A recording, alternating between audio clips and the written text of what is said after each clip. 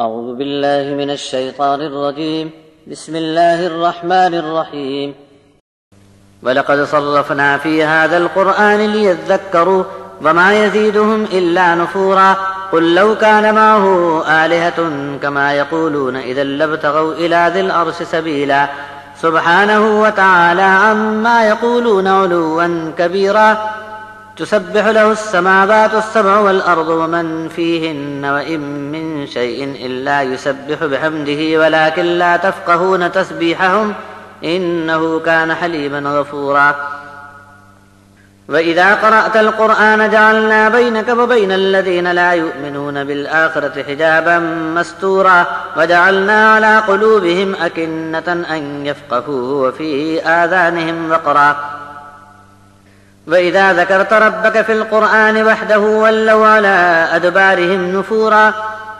نَحْنُ أَعْلَمُ بِمَا يَسْتَمِعُونَ بِهِ إِذْ يَسْتَمِعُونَ إِلَيْكَ وَإِذْ هُمْ نَجْوَىٰ إِذْ يَقُولُ الظَّالِمُونَ إِن تَتَّبِعُونَ إِلَّا رَجُلًا مَّسْحُورًا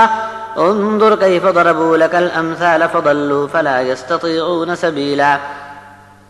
وَقَالُوا أَإِذَا كُنَّا عِظَامًا وَرُفَاتًا أَإِنَّا لَمَبْعُوثُونَ خَلْقًا جَدِيدًا قُلْ كُونُوا حِجَارَةً أَوْ حَدِيدًا أَوْ خَلْقًا مِّمَّا يَكْبُرُ فِي صُدُورِكُمْ فَسَيَقُولُونَ مَن يُعِيدُنَا قُلِ الَّذِي فَطَرَكُمْ أَوَّلَ مَرَّةٍ فَسَيُنْغِضُونَ إِلَيْكَ رُءُوسَهُمْ وَيَقُولُونَ مَتَىٰ هُوَ قُلْ عَسَىٰ أَن يَكُونَ قَرِيبًا يَوْمَ يَدْعُوكُمْ فَتَسْتَجِيبُونَ بِحَمْدِهِ وَتَظُنُّونَ إِن لَّبِثْتُمْ إِلَّا قَلِيلًا۔ اور ہم نے اس قرآن میں ہر پہلو پر نصیحت کا بیان جاری فرمایا تاکہ ان کو اچھی طرح یاد رہے، مگر ان کا یہ حال ہے کہ نفرت میں اور زیادہ بدکتے ہیں۔ آپ فرما دیجئے کہ اگر اللہ کے ساتھ دوسرے بھی عبادت کے لائق ہوتے جیسا کہ یہ مشرک اپنی بکواس میں کہتے ہیں، تب تو مالک کے عرش تک سب مل کر چڑھائی کر دیتے۔ ہر عیب اور نقص سے اللہ تعالیٰ پاک ہے اور ان لوگوں کی بکواس سے بہت بلند اور اعلیٰ ہے۔ ساتوں آسمان اور زمین میں ہر جگہ جو کوئی بھی ہے اللہ کی تعریف اور خوبیاں مسلسل بیان کرنے میں لگا ہوا ہے، اور کوئی چیز بھی ایسی نہیں ہے جو اللہ کی پاکی بیان کرنے میں اس کی حمد کے ساتھ مشغول نہ ہو، لیکن تم لوگ ان کا انداز بیان سمجھ نہیں پاتے۔ یقیناً اللہ تعالیٰ بندوں کی بے دھیانی کو برداشت کرنے والا اور مغفرت فرمانے والا ہے۔ اور جب آپ قرآن پڑھ کر سناتے ہو تب آپ کے اور ان لوگوں کے بیچ جو آخرت پر ایمان نہیں رکھتے ہم نظر نہ آنے والا ایک پردہ ڈال دیتے ہیں۔ ہم ان کے دلوں پر چھپا ہوا بند لگا دیتے ہیں کہ اسے سمجھ نہ پائیں، اور ان کے کانوں میں ڈاٹ بھر دی ہے، اور یہ سب اس لیے کیا گیا کہ جب جب تم اس قرآن میں صرف اپنے اکیلے ایک ہی رب کی تعریف بیان کرتے ہو تو یہ لوگ مارے نفرت کے پیٹھ پھیر کر بھاگ کھڑے ہوتے ہیں۔